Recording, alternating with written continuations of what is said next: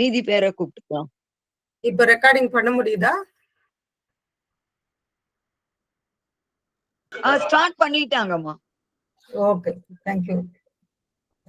So இன்னைக்கு thoughts and aphorisms அந்த 7 இது வந்து ஏன்னா பகவான் வந்து ஒரு 2 வாக்கியங்கள்ல சொன்னத அன்னை வந்து ஒரு 360 டிகிரிஸ்க்கு எல்லா ஆப்ஷன்ஸும் சொல்லி நமக்கு அத புரிய வைக்கிறாங்க, அதை எக்ஸ்பிளைன் பண்றாங்க. இப்போ சாதாரணமா பகவானுடைய வார்த்தைகளை இப்போ உதாரணத்துக்கு வந்து சாவித்திரி இருக்கு அப்படின்னு சொன்னாக்க, சாவித்திரியை பற்றிய சில சந்தேகங்களை அமல்கிரண் அவர்கள் கேட்க அத வந்து பகவான் வந்து விளக்கம் கொடுத்திருக்காரு. இது வந்து லெட்டர்ஸ் ஆன் சாவித்திரின்னே இருக்கு. அதுல வந்து கொஞ்சம் லிட்ரேச்சர் ஓரியன்டா இருக்கும், சில இது வந்து ஸ்பிரிச்சுவல் ஓரியன்டா இருக்கும். ஆனா அதை படிக்கும் பொழுது ஒரு பகவானே கொடுத்த விளக்கம்னால நமக்கு வந்து என்ன சொல்றது, ஒரு ஆத்தென்டிக் அப்படின்னு நம்ம எடுத்துக்க முடியும். அதே போல சாவித்திரியை அன்னையும் விளக்கி இருக்கிறார்.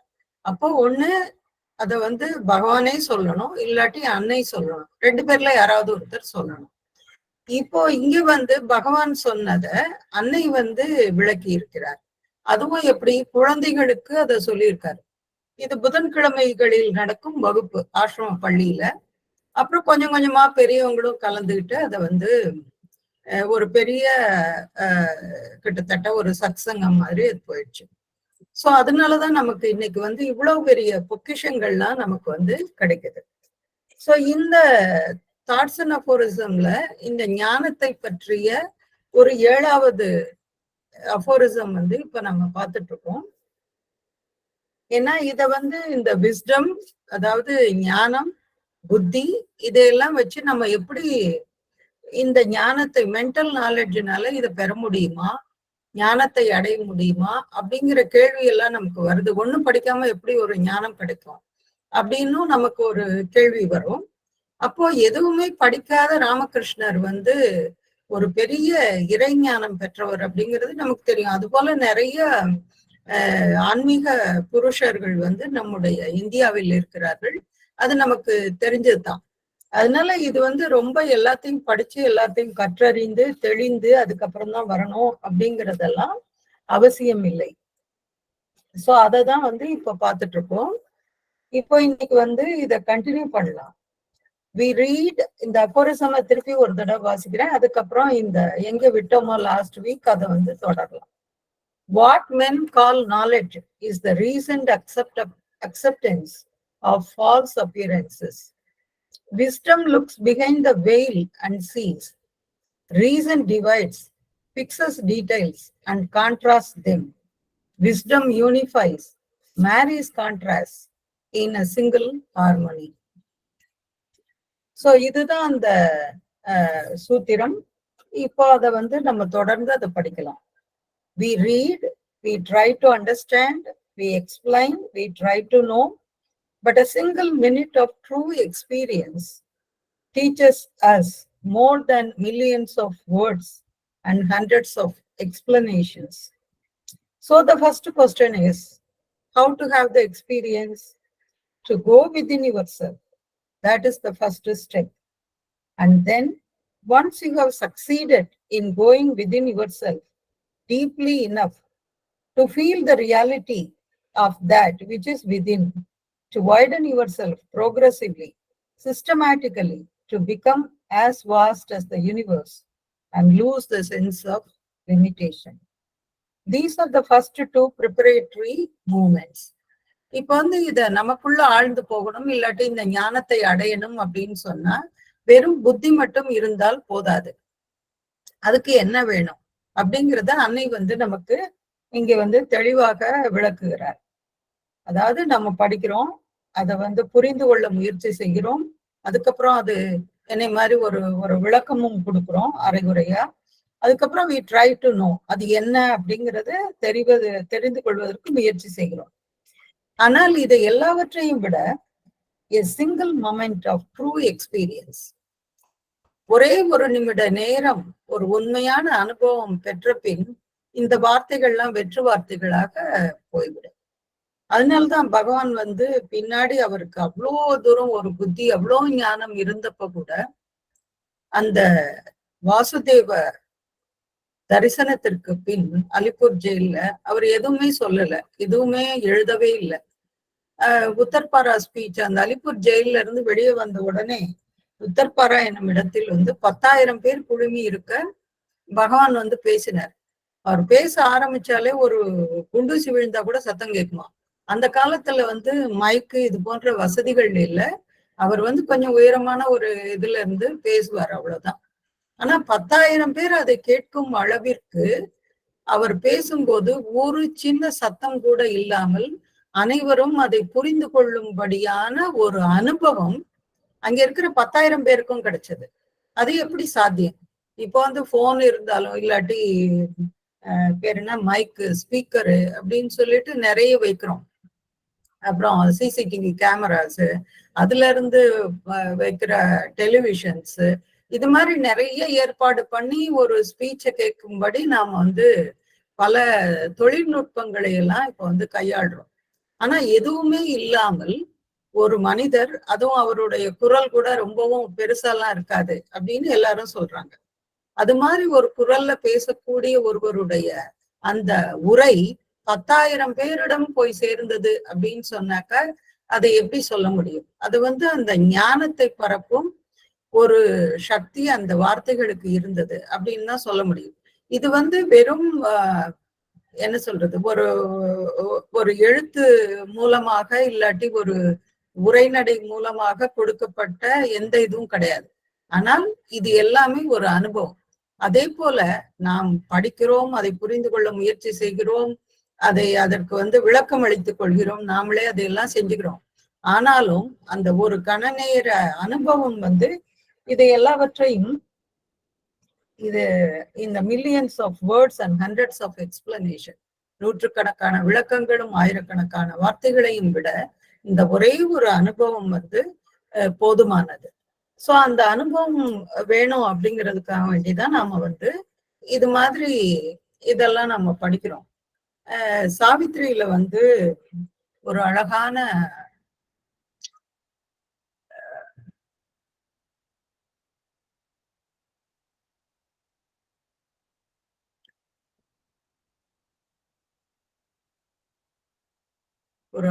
கொட்டேஷன் பார்த்தேன் இன்னைக்கு, ரொம்ப நல்லா இருந்தது. For not by reason was creation made. அதாவது புத்தியினால் இந்த சிருஷ்டி உருவாக்கப்படவில்லை. And not by reason can the truth be seen. அதாவது இந்த புத்தியினால் இந்த சத்தியம் என்பதை நாம் பார்க்க முடியாது, புத்தியை கொண்டு அதை பார்க்க முடியாது. Which through the veils of thought, the screens of sense. So இந்த சிந்தனைகள் மற்றும் புலன்களின் மூலமாக இந்த புத்தியை கொண்டு நாம் இது எதையுமே வந்து நாம் பார்க்க முடியாது அப்படிங்கிறது தான் இந்த இடத்துல வந்து பகவான் சொல்லியிருக்கிறது. சோ இது ரொம்ப ஒரு அற்புதமான விளக்கமாக இருந்தது. ஏன்னாக்கா புத்தியை கொண்டு இந்த சிருஷ்டி அப்படிங்கிறது உருவாக முடியாது, அதே போல் புத்தியை கொண்டு இந்த சத்தியத்தையும் நாம் வந்து பார்க்க முடியாது அப்படிங்கிறது அந்த சாவித்திரியில 256வது பக்கத்துல அது இருக்கு, வேணும்னா பாத்துக்கலாம். சோ இந்த ஒரு நிமிட அனுபவம் வந்து போதும். And then so the first question is, அப்போ இந்த முதல் கேள்வி என்ன அப்படின்னாக்கா, இந்த அனுபவம் அப்படிங்கிறது எப்படி கிடைக்கும்? How to have the experience to go within yourself. அதனுடைய ஒரே ஒரு பதில், அன்னை கொடுக்கும் பதில், நீ உனக்குள்ளே ஆழ்ந்து செல் அப்படிங்கிறது மட்டும்தான். சோ நமக்குள்ள ஆழ்ந்து எப்படி செல்வது? ஏன்னா எப்பயுமே நமக்கு வந்து நம்முடைய சிந்தனை செயல் எல்லாம் புறத்தே தான் இருக்கு, வெளியிலேயே இருக்கு. நான் அடுத்து இதை செய்யலாமா? இப்போ உதாரணமா வந்து நான் எங்க உள்ளுக்குள்ள போறது?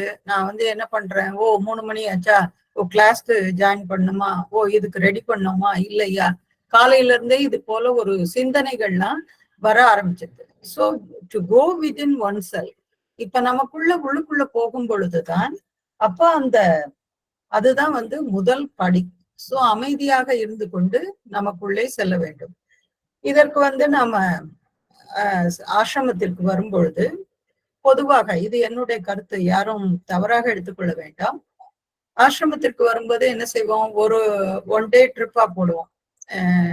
காலையில வந்து இறங்குவோம், ஓகே ரெஃப்ரெஷ் பண்ணுவோம், அப்படியே சமாதிக்கு போவோம், கொஞ்ச நேரம் உட்கார்ந்துருப்போம், திருப்பி டைனிங்கு, அப்புறம் கொஞ்சம் பர்ச்சேஸ், அப்புறம் திருப்பியும் வந்து ஓகே டைம் ஆச்சு கிளம்பலாம் அப்படிங்கிற மாதிரி நமக்கு தோணும்.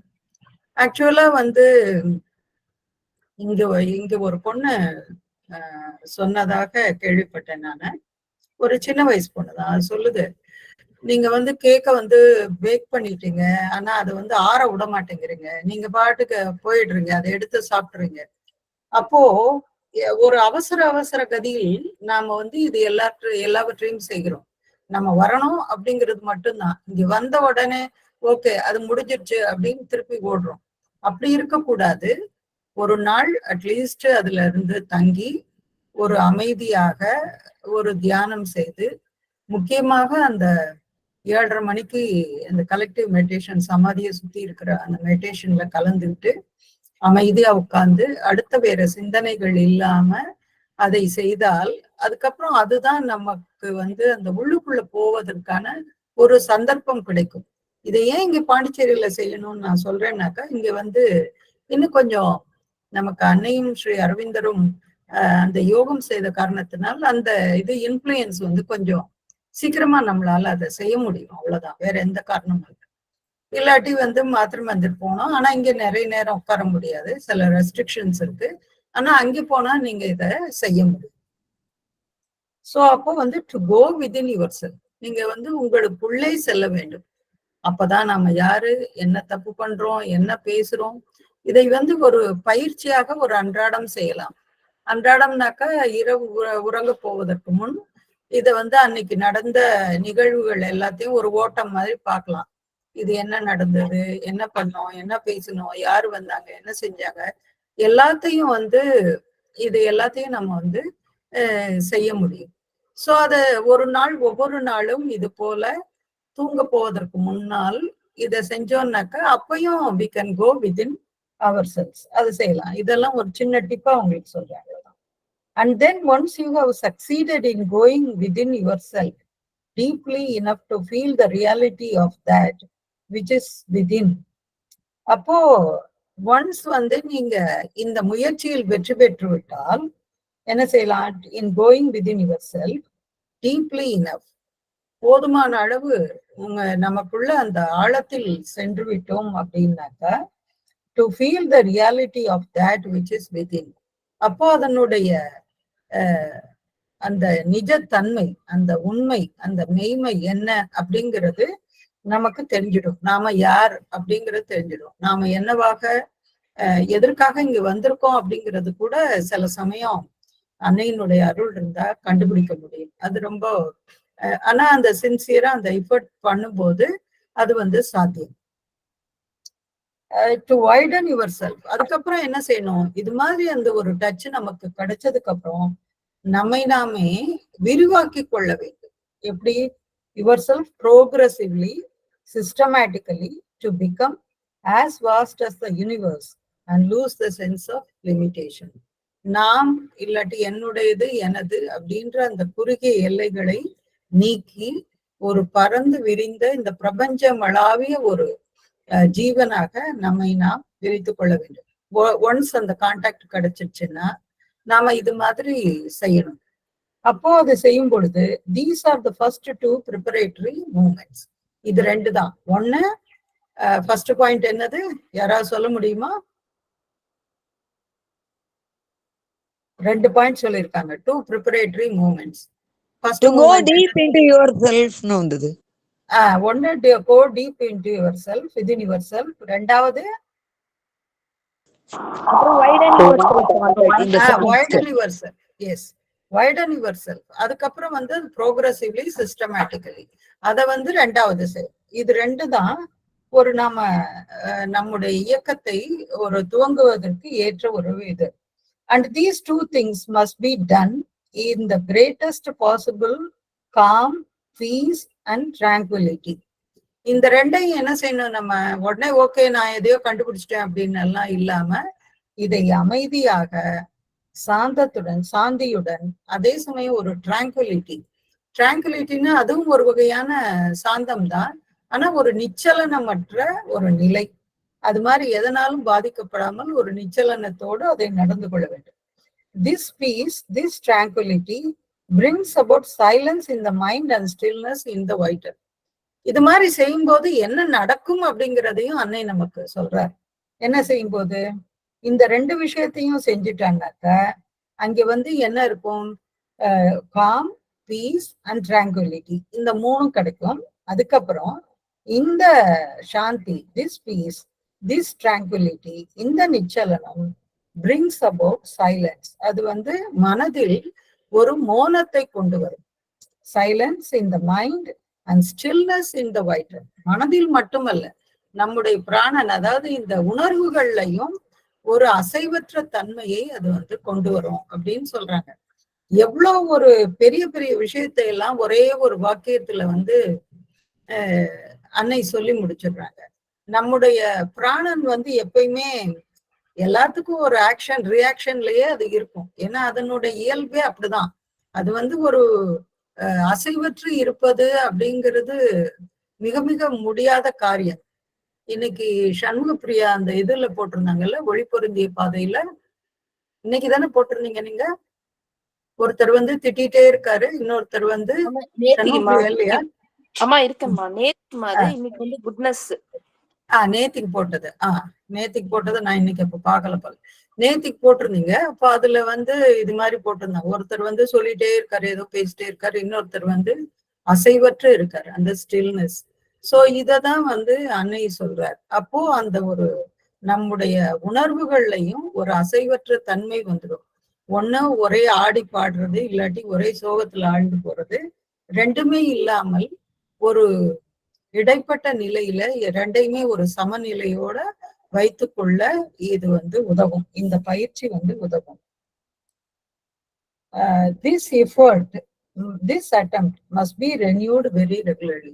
அதே சமயம் இது என்ன செய்யணுமா?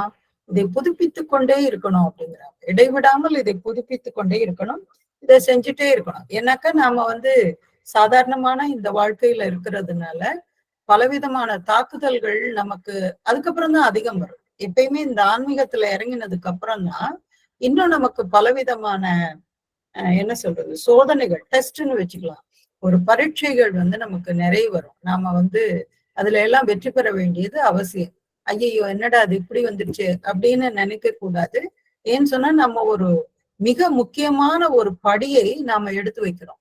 மிக முக்கியமான அடுத்த நிலைக்கு நாம போகிறோம். அப்ப எத்தனை இது இதுல நம்மள தடுக்கும் அப்படின்னு எல்லாம் நம்ம சொல்ல முடியாது.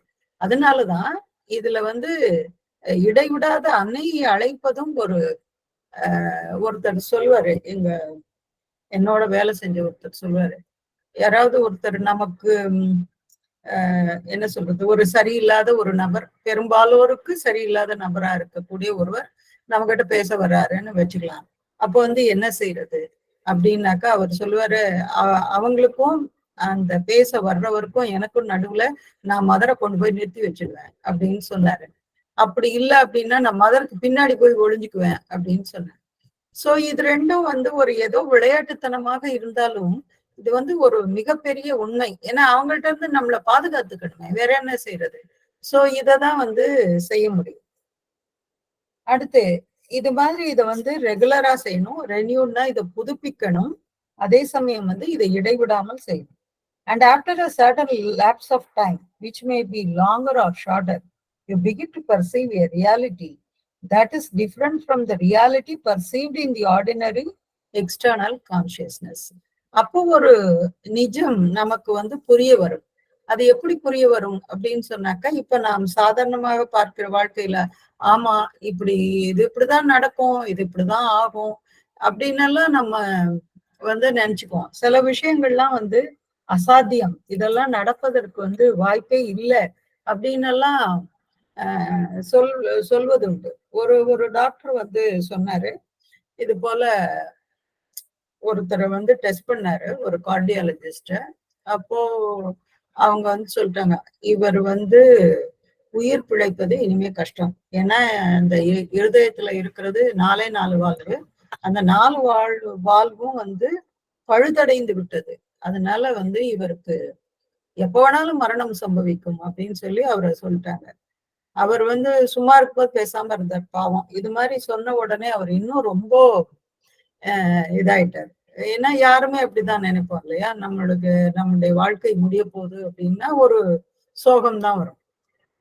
அப்போ இன்னொரு மருத்துவர், அவரும் இதே மாதிரி ஒரு இருதய நோய் மருத்துவர் தான். அவர் சொன்னார், நீ ஒன்னும் கவலைப்படாத, என்ன வேணா நடந்துட்டு போட்டும், நீ சந்தோஷமா இரு. அவர் சொன்ன வார்த்தை மகிழ்ச்சியாக இரு, எதை பற்றியும் கவலைப்படாதே, மகிழ்ச்சியாக இரு, இது எல்லாத்தையும் மறந்துடுன்னு சொல்லிட்டாரு. 2 விஷயம் சொன்னார். இந்த டாக்டர் சொன்னதை மறந்துடு, 2வது மகிழ்ச்சியாக இரு, நீ பாட்டு எப்பவும் போல உன்னுடைய வாழ்க்கையை வந்து இது பண்ண அப்படின்னு சொல்லிட்டு, அவர் வந்து 45 வயசுல இது மாதிரி ஒரு விஷயத்த டிடெக்ட் பண்ணவரு கடைசியில 70 வயசு வரைக்கும் இருந்தார். மேற்கொண்டு ஒரு 25 வருட காலம் வந்து இருந்தார். சோ இதெல்லாம் வந்து நம்ம புத்தியினால நம்ம எதுவும் இது பண்ண முடியாது. ஆனால் அதே சமயம் சில விஷயங்கள் நடப்பதற்கான அந்த சாத்தியமும் இருக்கிறது. எதுவும் முடியாது அப்படிங்கிறதெல்லாம் இல்ல. இது வந்து இந்த இந்த பரிணாமத்துல, இந்த எவல்யூஷன்ல இயற்கையும் தாண்டி, இயற்கையும் மீறி, இயற்கையினுடைய சட்டத்தையும் மீறி நடக்கக்கூடிய பல விஷயங்கள் இருக்கு. யாராவது வாசிக்கிறீங்களா? அடுத்தது வாசிங்க. மீனாட்சி அம்மா வாசிங்க. நேச்சுரலி அங்கிருந்து வாசிங்க.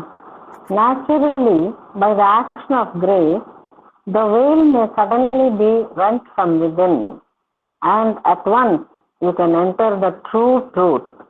But even when that happens, in order to obtain the full value and full effect of the experience, you must maintain yourself in a state of inner receptivity, and to do that, it is indispensable for you to go within each day.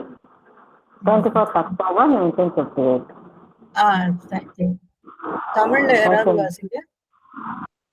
சித்ராகுமார் வாசிங்கம்மா. வாசிங்க. நாம் படிக்கிறோம், புரிந்து கொள்ள முயல்கிறோம், விளக்குகிறோம், அறிய முயல்கிறோம். ஆனால் ஒரே ஒரு நிமிடம் உண்மையான அனுபவம் லட்சக்கணக்கான சொற்களையும் நூற்றுக்கணக்கான விளக்கங்களையும் விட அதிகமாக நமக்கு கற்பித்து விடுகிறது. ஆகவே முதற்கேள்வி இதுதான், அந்த அனுபவத்தை பெறுவது எப்படி? உன்னுள்ளே ஆழ்ந்து செல்ல வேண்டும். அதுவே முதல் அடி. அதன் பின் உன்னுள்ளே உள்ள அப்பொருளின் உண்மையை உணரும் அளவிற்கு உன்னுள்ளே ஆழ்ந்து செல்வதில் நீ வெற்றி அடைந்த பின் நீ படிப்படியாக முறையாக உன்னை விசாலப்படுத்த வேண்டும். பிரபஞ்சத்தின் அளவிற்கு விரிந்துவிட வேண்டும். எல்லை என்ற உணர்வே அகன்றுவிட வேண்டும். இவைதாம் முயற்சிக்கான முதல் 2 இயக்கங்கள். இந்த 2ஐயும் மிக மிக அமைதியாகவும் சாந்தியுடனும் செய்ய வேண்டும். இந்த சாந்தி, இந்த அமைதி மனதில் மோனத்தையும் பிராணனில் அசைவின்மையும் கொண்டு வரும். இந்த முயற்சியை மிகவும் கிரகமாக விடாப்பிடியாக தொடர்ந்து செய்ய வேண்டும். சில காலத்திற்கு பின் இந்த கால அளவு வேறுபடும். உன்னுடைய சாதாரண புற உணர்வினால் நீ அறிந்த மெய்மையை விட வேறான ஒரு மெய்மையை நீ உணரத் தொடங்குவாய். திருவருள் செயல்பட்டு திடீரென திரை உள்ளிருந்து கிழிக்கப்பட்டு உடனேயே நீ உண்மையான உண்மையை அடைந்து விட முடியும் என்று சொல்ல தேவையில்லை. ஆனாலும் அவ்வாறு நிகழும் போது அவ்வனுபவத்தின் முழு பயனையும் முழு மதிப்பையும் பெற வேண்டுமானால் நீ உள்ளே ஏற்கும் திறனோடு இருக்க வேண்டும். அந்த நிலையில் இருக்க வேண்டுமானால் ஒவ்வொரு நாளும் நீ உன்னுள்ளே ஆழ்ந்து செல்ல வேண்டியது இன்றியமையாததாகும். 24 அக்டோபர் 1958. நன்றி மேடம். நன்றிமா. இப்ப வந்து இந்த அனுபவம் அப்படிங்கிறது எப்படி கிட்டும் அப்படின்னாக்க, naturally by the action of grace the veil may suddenly be rent from within. அதாவது உள்ளுக்குள்ள வந்து ஒரு திரை கிழிக்கப்பட்டது போல இருக்கும். நீங்க வந்து இந்த சிந்தசிஸ் ஆஃப் யோகால பக்கம் 32 நேத்து தான் இதை படிச்சோம், ரொம்ப நல்லா இருந்தது. அதாவது அதை வாசிக்கிறேன். 32, 33. For the contact of the human and the individual consciousness with the divine is the very essence of yoga. Yoga is the union of that which has become separated in the play of the universe with its own true self, origin and universality. The contact may take place at any point. அதாவது இறைவனுடைய அந்த இறைவனுடனான நம்முடைய தொடர்பு எப்போ வேணா நடக்கலாம், at any point of the complex. அதனாலதான் அந்த திருவருளால் அது எப்போ வேணாலும் நடக்கலாம் அப்படின்னு அன்னை சொல்றாங்க. Complex and intricately organised consciousness which we call our personality. It may be effected in the physical through the body. அந்த இறைவனுடனான தொடர்பு எப்படி நடக்கும் அப்படின்னாக்கா பிசிக்கல், அதாவது இந்த உடலின் மூலமாக நடக்கலாம். In the vital through the action of those functionings which determine the state and the experiences of our nervous being. இரண்டாவது, நம்முடைய இந்த பிராண உணர்வுகள் மூலமாகவும் நடக்கலாம். அது எப்படி நடக்கும்? Determine the state and the experiences of our nervous being.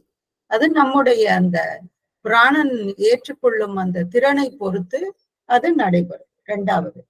அப்புறம் மூணாவது, through the mentality, மனதின் மூலமாக, whether by means of the emotional heart, அதாவது உணர்வு பூர்வமான இதயம், the active will, ஆக்டிவ் வில்னாக்க ஒரு மன உறுதி, அது இடைவிடாம ஏதாச்சும் ஒண்ணு அதை இதை அடைந்தே தீர வேண்டும் அப்படின்ற ஒரு மன உறுதி, ஆர் தி அண்டர்ஸ்டாண்டிங் மைண்ட், அதாவது எதையும் எளிதாக புரிந்து கொள்ளக்கூடிய ஒரு மனது, or more largely by a general conversion of the mental consciousness in all its activities. இன்னொன்னு என்ன அப்படின்னு சொன்னாக்கா, எல்லா செயல்கள்லையும் அதாவது மனதின் அந்த நம்முடைய உணர்வுகளின் மூலமாக செய்யப்படும் எல்லா வேலைகளிலும் ஒரு மாற்றம், ஒரு இதை கொண்டு வர்றது, ஒரு சேஞ்சை கொண்டு வருது, அதன் மூலமாகவும் செய்ய முடியும். It may equally be accomplished through a direct awakening to the universal transcendent. இன்னொன்னு என்னன்னாக்கா, நேரடியான ஒரு விழிப்புணர்வு மூலமாகவும் இந்த இறைவனுடைய தொடுகை நடக்க முடியும். அது இன்னொரு வகையாகவும் சொல்றாரு இதுல சிந்தசிஸ்ல. இன்னும் ஒண்ணு இருக்கு, truth and bliss by the conversion of the central ego in the mind. அகந்தையை மனதிலிருந்து முற்றிலும் விலக்குவதன் மூலமாக, அதை நீக்குவதன் மூலமாக இந்த டிரான்செண்டன்ட் ட்ரூத் அண்ட் பிளிஸ், அதாவது அந்த ஆனந்தம், சச்சித் ஆனந்தம் சொல்றோம் இல்லையா, அது கிடைப்பதற்கு அதுவும் ஒரு இது இருக்கு. And according to the point of contact that we choose will be the type of yoga that we practice. எந்த விதமான யோகத்தை நாம் கடைபிடிக்கணும் அப்படிங்கறத இதன் மூலமாக அவர் சொல்றார். சோ அதனால இது சிந்தசிஸ் ஆஃப் யோகால பக்கம் 32, 33. அந்த இறைவனுடைய தொடுகை அவனுடைய அந்த திருவருளால அது எப்படி வேணாலும் அது நடக்க முடியும். சோ சடன்லி அது திடீரென நடக்கும். அது எப்படி வரும் அப்படின்னு சொல்ல முடியாது. Rent from within and at once. ரெண்ட்னாக்கா இது வாடகை கிடையாது, கிழித்தல். அந்த ஒரு நமக்குள்ள இருக்கிற திரையை கிழித்து அது வெளிப்படும். And at once you can enter the true truth. உண்மையான அந்த சத்தியத்தை, மெய்மையை நாம் உணர முடியும். But even when that happens, in order to obtained the full value, அது நடக்கும்போது அதனுடைய முழு இதுவும் நமக்கு முழு வீச்சுல நமக்கு கிடைக்கணும் அப்படின்னு சொன்னாக்கா, full effect of the experience, you must maintain yourself in a state of inner receptivity. அகத்தினுள்ளே ஒரு ஏற்பு திறனோடு கூடிய ஒரு இது இருக்கணும். நமக்கு கிடைச்சிருச்சு அப்படின்ற ஒரு ப்ரைடோ, இல்லாட்டி என்ன சொல்றது, வேற ஏதாவது ஒரு சந்தேகங்களோ, ஏன்னா மனுஷன் அப்படின்னாக்கா ஒரு சந்தேகங்கள் வரும். சோ இது மாதிரி எதுவுமே இல்லாத ஒரு நிலையில இருந்தனாக்கா அதனுடைய அந்த அனுபவத்தின் முழு வீச்சு நமக்கு கிடைக்கும். And to do that it is indispensable for you to go within each day. இது இதை செய்வதற்கு ஒவ்வொரு நாளும், நான் ஏற்கனவே சொன்னேன், ஒவ்வொரு நாள் இரவும் தூங்குவதற்கு முன்னால இது போல ஒரு சின்ன அனாலிசிஸ் பண்ணிட்டு இத வந்து தூங்கலாம் அப்படின்னு சொன்னேன். இதுல வந்து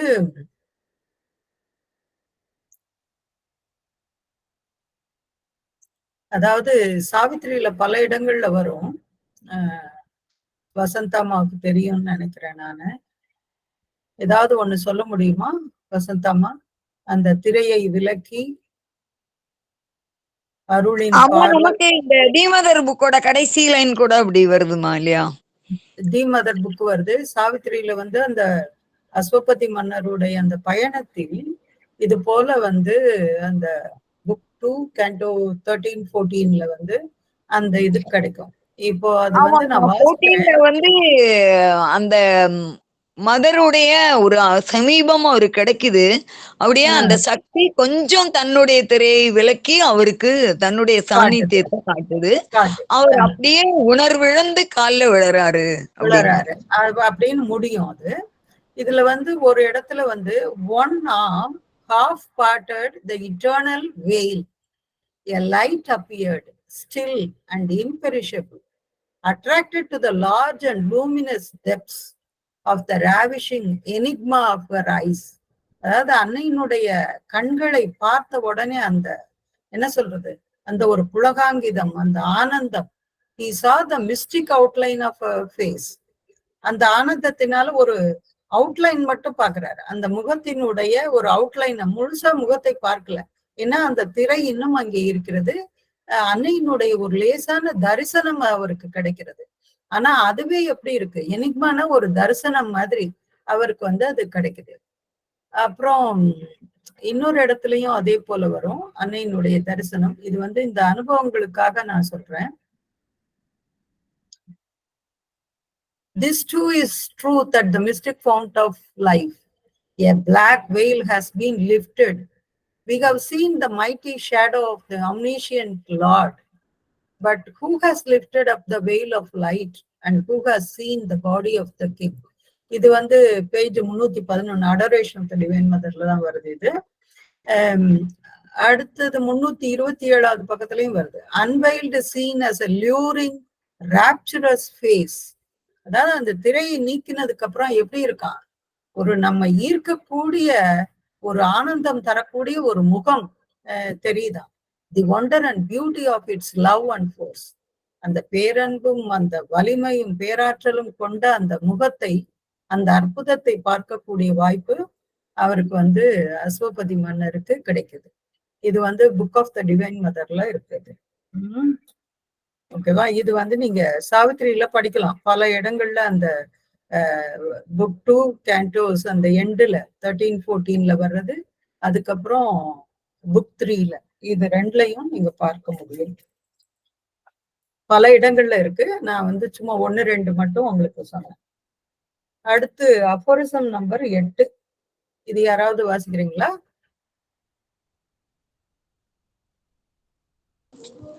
அம்மா இந்த டிஸ்கிரிப்ஷன் மதர் கொடுத்திருக்காங்க இல்லையா, 2 ஸ்டெப். கோ டீப், அப்புறம் வந்து அதோடைய பிராக்டிஸ் அதெல்லாம். ஆமா,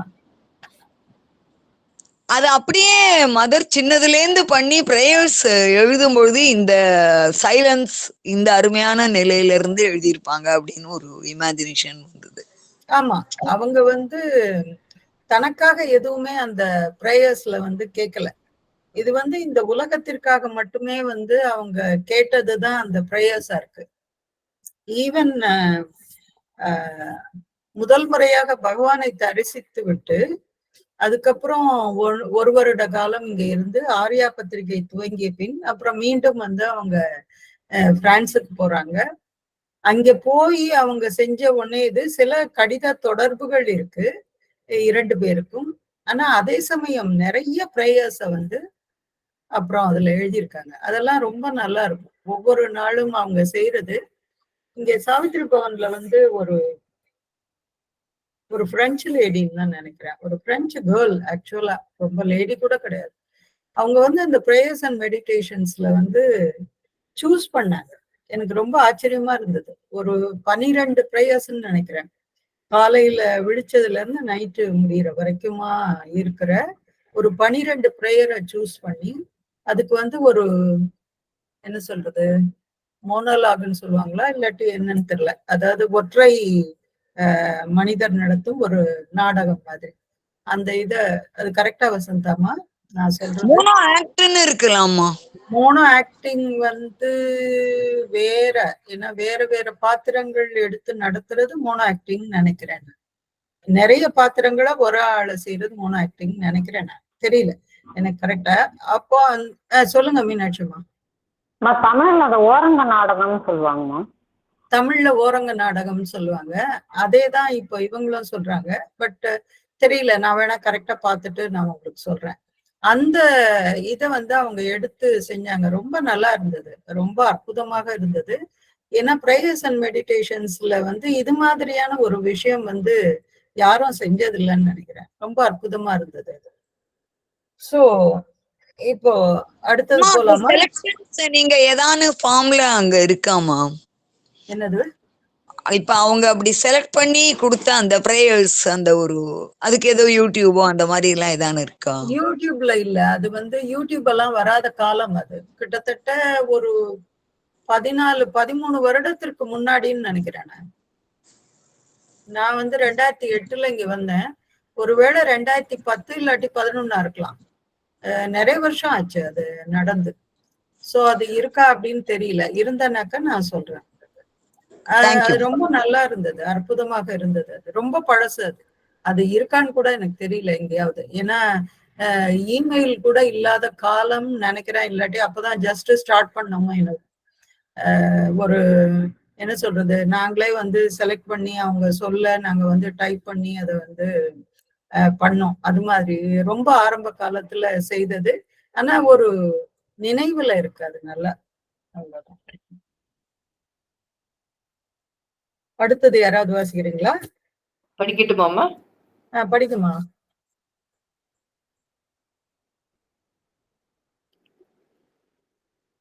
இங்கிலீஷ்ல படிங்க. 8 தானே மேடம்? ஆமா. Either do not give the name of knowledge to your beliefs only, and of error, ignorance, or charlatanism to the beliefs of others, or do not rail at the dogmas of the sects and their intolerance.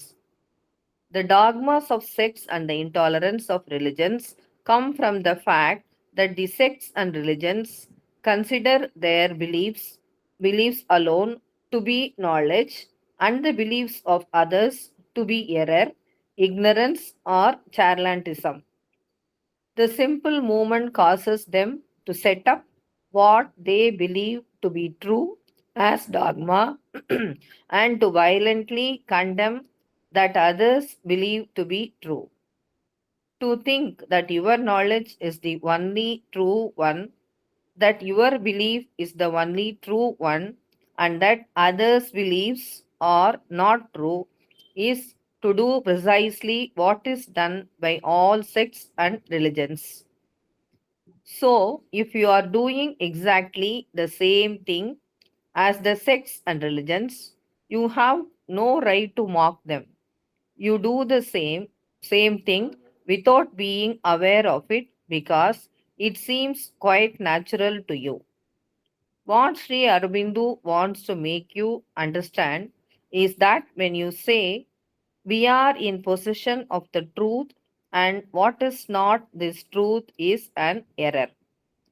Though you may not dare say it in such a crude way, you are doing exactly the same thing as all the religions and all the sects. யாராவது தமிழ்ல வாசிக்குமா? Thank you. தமிழ்ல யாராவது வாசிங்க.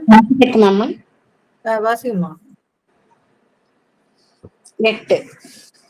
உன்னுடைய நம்பிக்கைகளுக்கு மட்டும் ஞானம் என்ற பெயர் கொடுத்துவிட்டு பிறருடைய நம்பிக்கைகளுக்கு பிழை, அஞ்ஞானம் அல்லது மௌடிகம் என்றெல்லாம் பெயர் சூட்டாதே.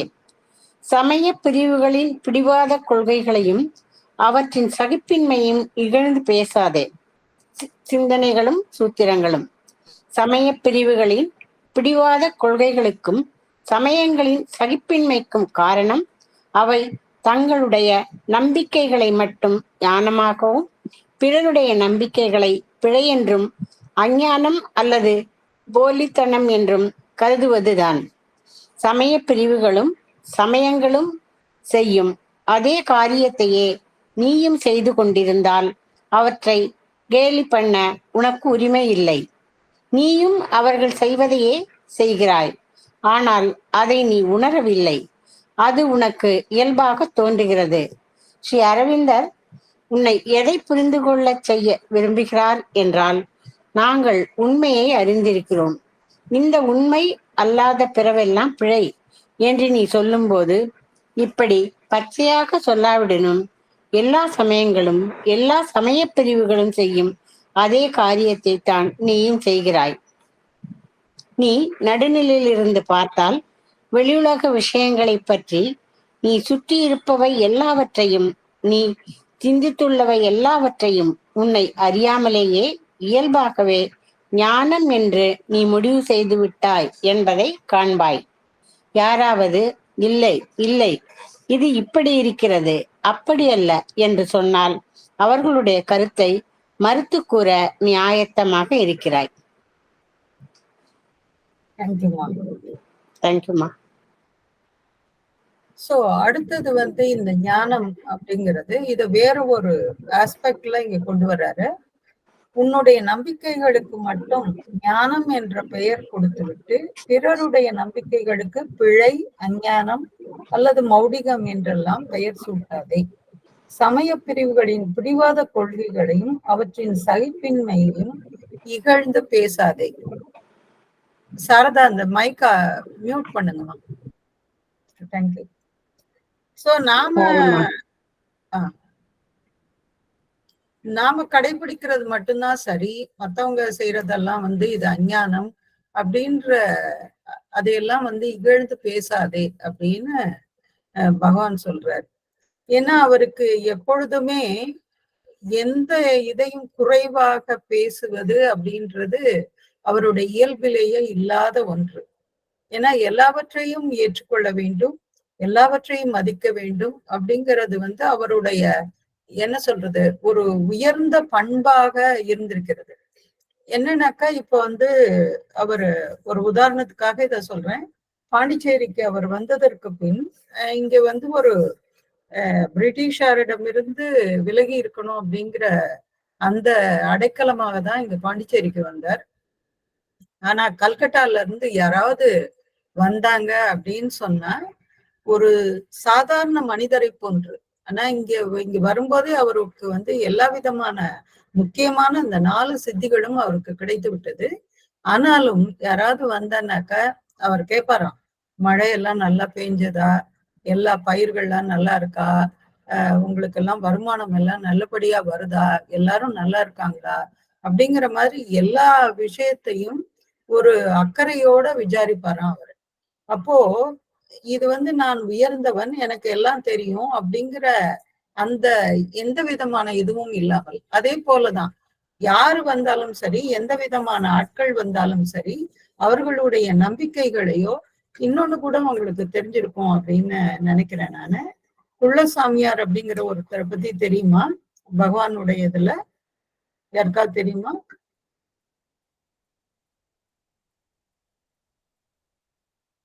பாண்டிச்சேரியில குள்ளசாமியார்னு ஒருத்தர். ஆமா, அவரு பாரதியார் அந்த மாதிரி இவங்க குரூப்போட இருந்தா அவர் ஒரு நாள் நேரா இங்க ஆசிரம் வந்து ஒரு கப்ப அப்படி டேபிள்ல கவுத்து வச்சுட்டு போனாரு. அதுல ஒரு இம்பல்ஸ் பகவான் கொண்டார் அப்படின்னு வரும். இப்போ அப்பா வந்துதான் உனக்கு ஃபுல்லா டிவைன் நாலேஜ் வரும். அதாவது யாரோ ஒருத்தர் அந்த குள்ளசாமியரை பற்றி சொல்லும் போது ஒரு அழுக்கா இருப்பாராம், வந்து முதுகுல வந்து ஒரு அழுக்கு மூட்டையை வந்து சுமந்துட்டு வேற இருப்பாராம். அதனால எல்லாரும் வந்து கிண்டல் பண்ண அவர் சொல்லுவாராம், நீ அழுக்க உள்ள சுமக்குற, நான் வெளியே சுமக்குறேன் அப்படின்னு சொல்லுவாராம். இது மாதிரிப்பட்ட ஒருத்தர் வந்து நேராக பகவான் இருக்கும் இடத்திற்கு வருகிறார். அங்க இருக்கிற அந்த டீ பாட் அத வந்து இப்படி எல்லாத்தையும் ஊத்திட்டு, அதுல இருக்கு ஆக்சுவலா டீ, தண்ணி கவுத்தி வச்சுட்டு போயிட்டார். அப்ப எல்லாரும் வந்து என்ன இவர் இப்படி பண்றாரு, நீங்க பேசாம இருக்கீங்க அப்படின்னு எல்லாரும் வந்து பகவானிடம் கேட்க பகவான் சொல்கிறார், ஏற்கனவே நான் பெற்ற சித்திகள் எல்லாத்தையும் காலி பண்ணிடு, உன்னை வந்து இன்னும் எம்டியா வச்சுக்கோன்னு அவர் சொல்லிட்டு போறாருன்னு சொன்னாராம். அப்போ ஒருவருடைய அந்த அதை அவரை தோற்றத்தை பார்த்து இகழ்வதோ இல்லாட்டி அவர் செய்த செயலை பற்றி இது பண்ணுவதோ அதெல்லாம் இல்லை. அவருக்கு தெரிந்த விஷயத்தை அவர் பகவானிடம் சொல்லிட்டு போறார். அது அவர் சொல்ற தப்பு, எனக்கு எல்லாம் தெரியும் அப்படின்னு இவர் சொல்லல. சோ இது ஒருவருடைய நம்பிக்கைகள். ஒரு ஒரு மதம் இருந்தது அப்படின்னு சொன்னாக்கா அவர்களுடைய நம்பிக்கைகள், அதை வந்து நாம் இகழ்ந்து பேசக்கூடாது அப்படின்னு சொல்ல வர்றார். ஏன்னா ஒவ்வொருத்தருக்கும் சிலர் வந்து எத்தனையோ பேர் இருக்காங்க. ஒரு மதத்தை விட்டு இன்னொரு மதத்திற்கு மாறுபவர்களும் நிறைய பேர் இருக்காங்க. அதுல ஏதோ ஒரு நம்பிக்கை வந்து அவர்களுக்கு வருகிறது. அப்போ அதை வந்து நாம இகழ்ந்து பேசக்கூடாது. இதுதான் வசதி, நீ ஏன் இதை விட்டு அதை போன அப்படிங்கிறதெல்லாம் நாம சொல்லக்கூடாது, அதை இகழ்ந்து பேசக்கூடாது அப்படிங்கிறது தான் இங்க வந்து அவர் சொல்றது. சோ இப்ப வந்து சமய பிரிவுகளின் பிடிவாத கொள்கைகளுக்கும் சமயங்களின் சகிப்பின்மைக்கும் காரணம் அவை தங்களுடைய நம்பிக்கைகளை மட்டும் ஞானமாகவும் பிறருடைய நம்பிக்கைகளை பிழை என்றும் அஞ்ஞானம் அல்லது போலித்தனம் என்றும் கருதுவதுதான். இந்த ஒரு மதத்துக்கும் இன்னொரு மதத்துக்கும் ஏன் வந்து இந்த சண்டை வருது? சகிப்பின்மை அப்படின்னு ரொம்ப ஜென்டலான ஒரு வார்த்தையை வந்து இங்க யூஸ் பண்ணிட்டாங்க. சாதாரணமா வந்து ஒரு மதத்திற்கும் ஏன் மதம் தான் உயர்ந்தது அப்படின்னு அந்த சண்டை சச்சரவு இதெல்லாம் ஏன் வருது அப்படின்னு சொன்னாக்க, இந்த தங்களுடைய நம்பிக்கைகளை மட்டும் ஞானமாகும், அவரவர்களுடைய அந்த நம்பிக்கை இதுதான் வசந்தது, இதுதான் ஞானம், மற்றவர்களுடையது எல்லாம் பிழை அப்படின்னு எண்ணுவதால் தான் இது வருகிறது. இப்போ அன்னை வந்து முதல்ல ஒரு பௌத்த மதத்தை கொஞ்சம் லேசா அதை தழுவியவராக இருந்தார் அன்னை. ஏன்னா அதை பற்றிய நிறைய விஷயங்களும் உங்களுக்கு தெரியும். என்ன தம்மபதா கமெண்டரிஸ், அந்த தம்மபதா எல்லாம் அன்னை கொடுத்துருக்காங்க. அப்படின்னாக்கா அந்த பௌத்த மதம் பற்றிய சில விஷயங்களும் இதுல இருக்கு. ஓகே, இப்ப ஜீசஸ் சொன்னாரு அப்படின்னு சொன்னாக்கா ஒரு 2-3 இடத்துல சாவித்திரியில இந்த கிராஸ் அப்படிங்கிறத பத்தி சொல்றாங்க. அப்போ அன்னையும் சொல்றாங்க அவர் வந்து ஒரு அன்பின் அவதாரமாக அவர் இங்க வந்தார் அப்படின்னு சொல்லி இயேசுவை பற்றி சொல்லும் பொழுது அதையும் சொல்கிறார். சோ இது போல வந்து அதுல எல்லாம் அவங்க அதற்கான இடத்தையும் அதற்கான அந்த ஆழ்ந்த அந்த பொருளையும் அவர்கள் ஏற்றுக்கொண்டிருக்கிறார்கள். ஆனால் இதையெல்லாம் தாண்டி வந்து போகணும் அப்படிங்கிறது தான், அதற்காக தான் வந்து ஆரோவிலை நிறுவினார்களே. ஏன்னு சொன்னாக்கா இங்க வந்து மதம் அப்படிங்கிறது ஒண்ணு இருக்கக்கூடாது, ஆன்மீக அடிப்படையிலான ஒரு ஒருமைப்பாடு இங்க இருக்கணும். அப்துல் கலாம் வந்தப்போ இங்க மாத்ரு மந்திர் வந்தப்போ அவர் சொன்னாராம், பூசாரி இல்லாத ஒரு கோயில் அப்படின்றத சொன்னாராம். சோ அது போல அந்த அந்த மாதிரி அவங்களுக்கு தோணி இருக்கு. ஏன்னா அங்க வந்து ஒரு கருவறைனா அப்படி எதுவும் இல்லை, அங்கே ஒரு டெய்டி இல்லை, அங்கே வேற எதுவுமே இல்லை.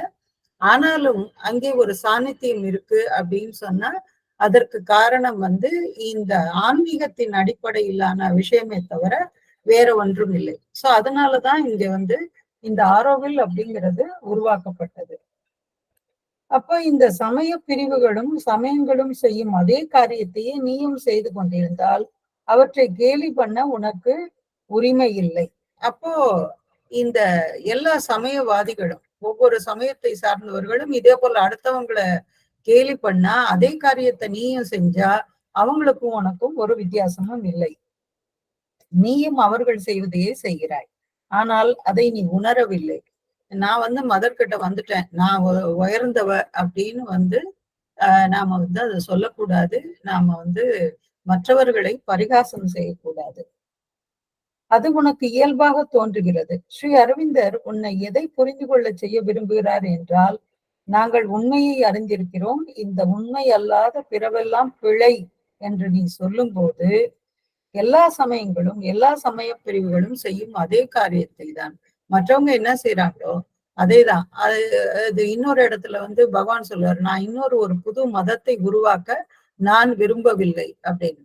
அதே போல அன்னை வந்து மேல இருந்து தன்னுடைய அறையிலிருந்து பார்க்கும் பொழுது கீழே சமாதியை பார்ப்பாங்க. அங்கே ஃப்ளவர்ஸ் எல்லாம் டெக்கரேட் பண்ணிட்டு இருக்கும்போது பாரு ஒரு புதிய மதத்தை இவர்கள் உருவாக்குகிறார்கள் போல அப்படின்னு கூட ஒரு சமயம் ஒரு கமெண்ட் அடிச்சேன்.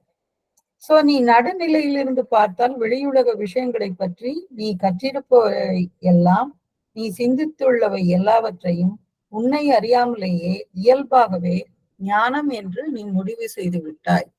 அப்ப நம்மளையும் அறியாமலே நம்ம இத ஞானம் அப்படின்னு நம்ம சொல்லிட்டோம். ஆனா ஒரு சிலர் எளிமையாக ஒரு ஒரு குழந்தை எல்லாம் பாத்தீங்கன்னாக்கா சின்ன ஒரு பெரிய விஷயத்த சின்னதா அப்படியே சொல்லிட்டு போயிட்டே இருக்கும், நம்ம கடந்து போய்கொண்டே இருக்கும். சோ அது போல எல்லார்கிட்ட இருந்தும் எல்லா விஷயத்தையும் கத்துக்க முடியும், அதுதான் ஞானம். இது ஞானம் இல்லை. சோ அடுத்தது யாராவது படிக்கிறீங்களா? இங்கிலீஷ்ல யாராவது வாசிக்கிறீங்களா?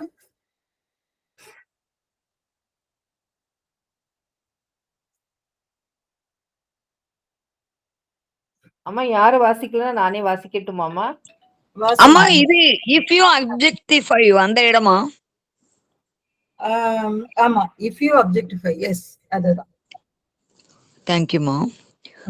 If you objectify a little, you will see that you have spontaneously, without realizing it, established as knowledge everything you have learned, everything you have thought, everything which has given you the impression of being particularly true and of major importance.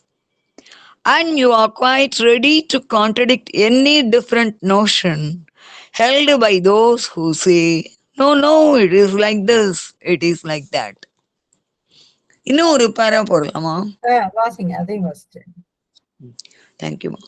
If you watch yourself in action, you will understand the mechanism of this intolerance, and you will immediately be able to put an end to all these useless discussions. This brings us back to what I have already told you once. The contact which you have had with the truth of things, your personal contact, a contact which is more or less clear, profound, vast, pure, may have given you as an individual an interesting, perhaps even a decisive experience. But although this contact may have given you an experience of decisive importance, you must not imagine that it is a universal experience and that the same contact would give others the same experience. And if you understand this, that it is something purely personal, individual, subjective, that is not at all an absolute and general law, then you can no longer despise the knowledge of others, nor seek to impose your own point of view and experience upon them. This understanding obviates all mental quarrels, which are always totally useless. Thank you, Mom.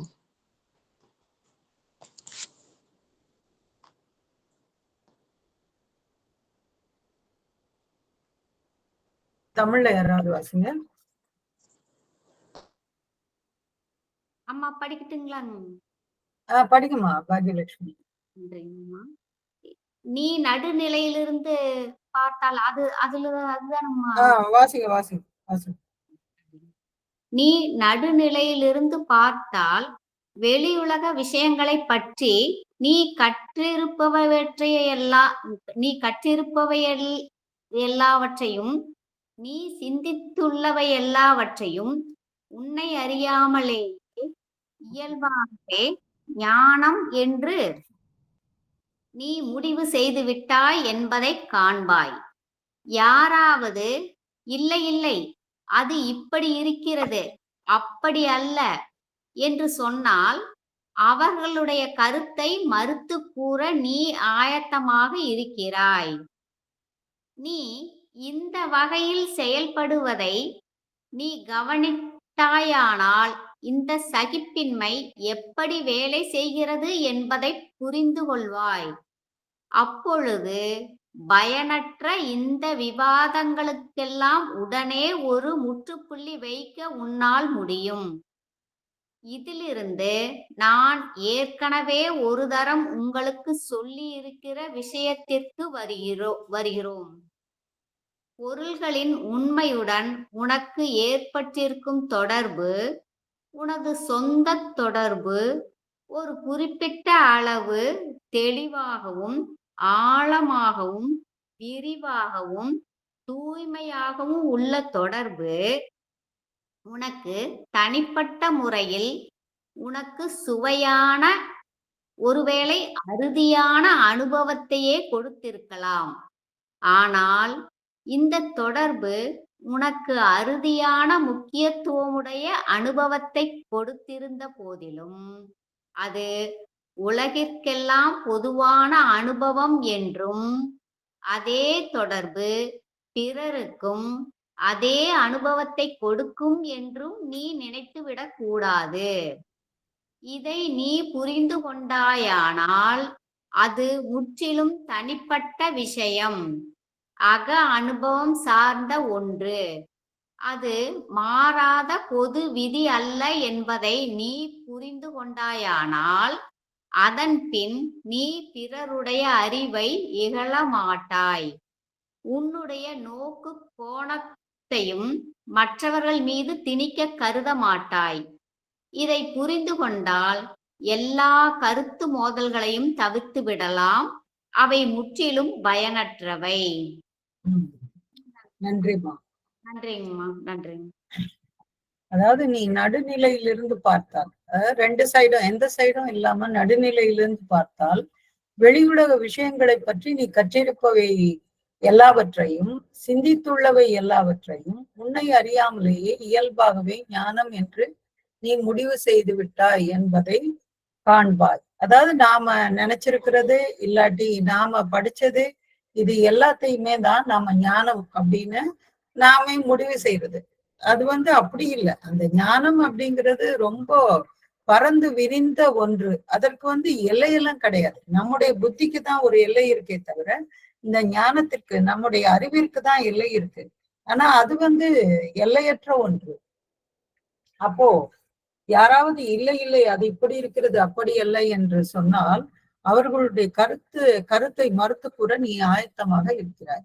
அப்ப யாராவது ஒருத்தர் இல்ல இல்ல இது இப்படிதான் அப்படின்னு சொன்னாக்கா நீ உடனே அதை ஒரு ரெஃப்யூஸ் பண்றதுக்கு நீ தயாராக இருக்கிறாய் அப்படின்னு அர்த்தம். அது சோ நீ இந்த வகையில் செயல்படுவதை நீ கவனித்தாயானால் நாம இது மாதிரி ஒருத்தர் சொல்வதை அதை மறுத்து பேசும்போது இந்த சகிப்பின்மை எப்படி வேலை செய்கிறது என்பதை புரிந்து கொள்வாய். அப்பொழுது பயனற்ற இந்த விவாதங்களுக்கெல்லாம் உடனே ஒரு முற்றுப்புள்ளி வைக்க உன்னால் முடியும். அப்போ இதெல்லாம் தேவையில்லாதது, அது அவர்களுடைய நம்பிக்கை, அவர்களுடைய அது அறிவு, அவர்களுக்கு அது பிடித்தது, அது அவர்கள் செய்யட்டும் அப்படிங்கிறத அதை விட்டுடணும். அதே மாதிரிதான் அன்னை கிட்ட ஒருத்தவங்க கேட்டாங்க, எல்லா தியான மையங்கள்லையும் வெறும் பூக்களை மட்டும் அடுக்கிட்டு ஒரு ஊதுபத்தி ஏற்றிட்டு இது மாதிரி கொஞ்ச நேரம் உட்கார்ந்துட்டு போறாங்களே, இவங்க பகவானுடைய வார்த்தைகளோ இல்லாட்டி உங்களுடைய புத்தகங்களோ இது மாதிரி எதுவும் படிப்பதில்லை, இத போய் நான் சொல்லட்டுமான்னு ஒருத்தர் கேட்கிறாரு அன்னைக்கிட்ட. இது நிஜமாகவே நடந்தது. கேட்கிறாரு. அப்ப அன்னை சொல்கிறார், அவர்களுடைய வழியில் அவர்களை விட்டுவிடு, நீ ஒண்ணும் சொல்லாதன்ட்ட, நீ எதையுமே சொல்லாத, அவர்கள் என்ன செய்யணுமோ அதை செய்யட்டும், அவர்களுக்கே தெரியும் அடுத்தடுத்து என்ன செய்யணும் அப்படிங்கிறது அவர்களுக்கே தெரியும். அது போல நாம இந்த இதுக்கெல்லாம் போகக்கூடாது. இதிலிருந்து நான் ஏற்கனவே ஒரு தடவை உங்களுக்கு சொல்லி இருக்கிற விஷயத்திற்கு வருகிறோம்.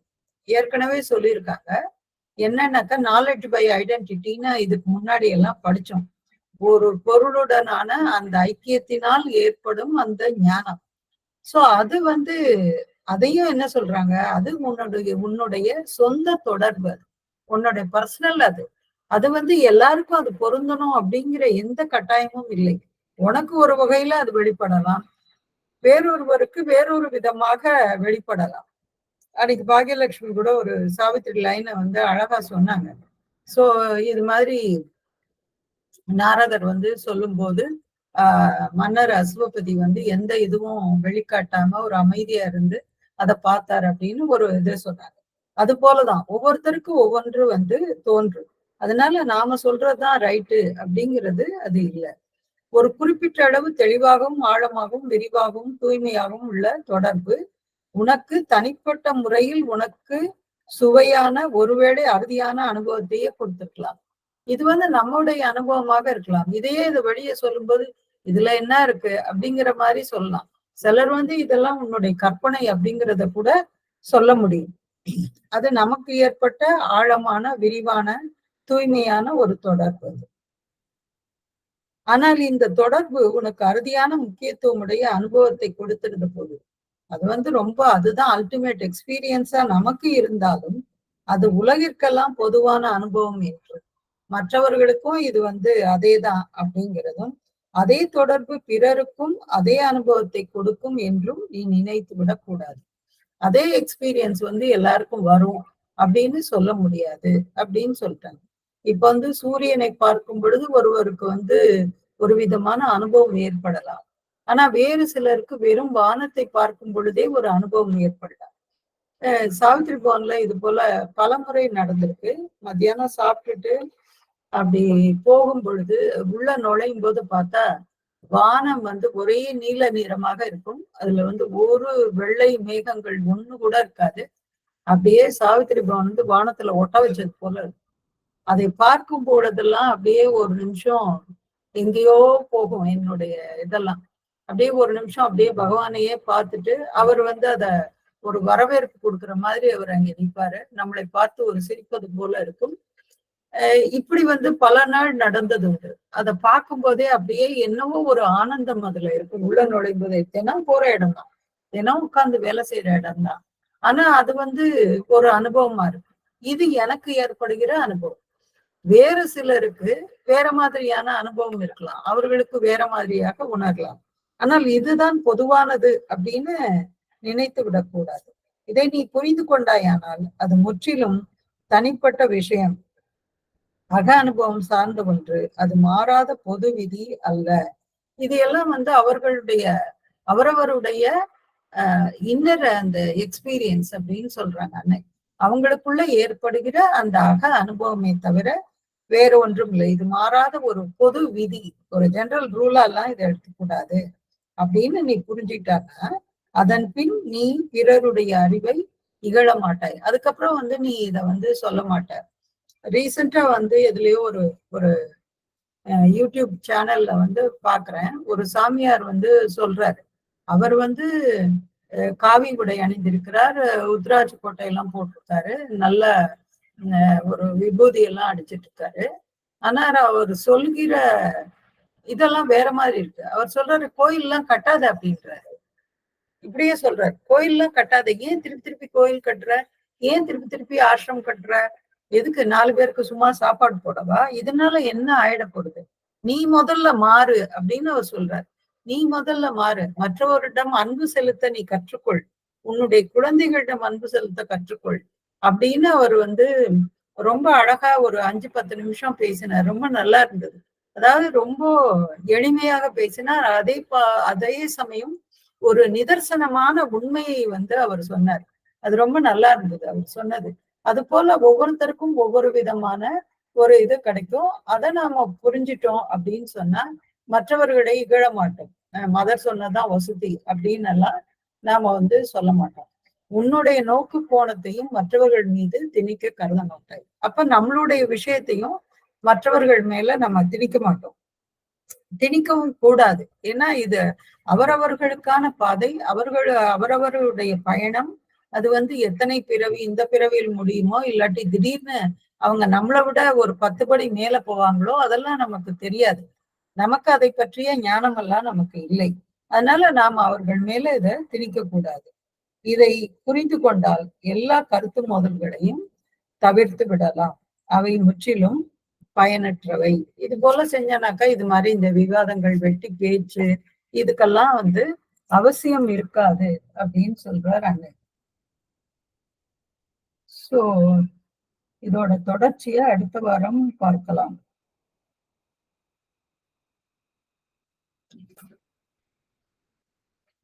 வசந்தாமா வந்து இந்த இதை நிறுத்திடுங்க. recording stop.